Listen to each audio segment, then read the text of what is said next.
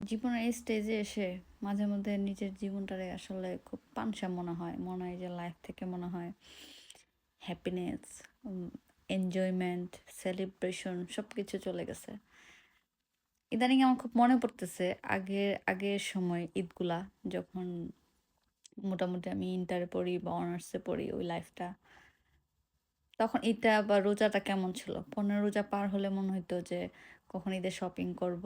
মানে দিন গুনতাম যে ১০ রোজা কখন পার হবে, তারপর শপিং করব। কে কে কয়টা ড্রেস পাচ্ছে, আমি কয়টা ড্রেস পাইছি।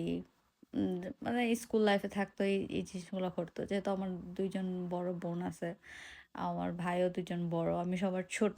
তো দেখা গেল যে অ্যা পার পারসন আমি ড্রেস পাইতাম। মানে কাউন্ট করতাম যে আচ্ছা ঠিক আছে আপু দিছে এটা, ওই আপু দিছে এটা, ভাইয়া দিছে এটা, ওই ভাইয়া দিছে এটা। মানে এরকম ফেস করতাম। বাট এখন মানে ঈদ বলতে না কোনো ফিলিংস নাই। আমি জানি না কেন এরকম হইছে। মানে তবে এখন ভালো লাগার জিনিস হচ্ছে যে এখন আমি সবাইকে দিতে পারতেছি। আলহামদুলিল্লাহ। এটা একটা ভালো লাগার জিনিস। বাট ওই যে আগে শুনতাম যে বড়রা এরকম মানে ফিল করে যে মানুষ ঈদের সময় ফ্যামিলিকে দিতে পারলেই ওইটার মধ্যে হ্যাপিনেস নিজে নিতে ইচ্ছা করে না।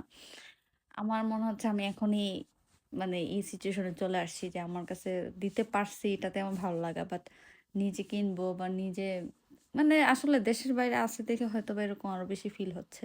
মানে ঈদ বলতে আসলে কোনো কিছুই ফিল হইতেছে না। মানে এজ এ নরমাল ডে। এরকমই মনে হইতেছে যে থাকে না যে একটা আমি বিদেশে যখন আমি কোনো খাবার খাই কোনো টেস্ট পাই না ওরকমই। সো দেখতে অনেক ডেলিশিয়াস বাট টেস্ট নাই। সো আমার কাছেও ঈদটা এরকমই লাগতেছে যে এটা উদযাপন করার মতো একটা জিনিস। কিন্তু কোনো টেস্ট নাই। মানে কোনো ফিলিংস নাই ঈদ নিয়া।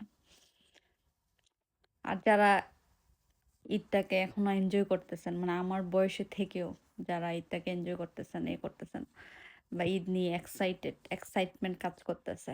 আমি বলব আপনারা অনেক লাকি যে আপনাদের ফিলটা এখনো আছে। বাট আমার এই ফিলটা নাই। আমি জানি না কেন আমার ফিলটা নাই। বাট ওই ফিলটাকে অনেক মিস করি।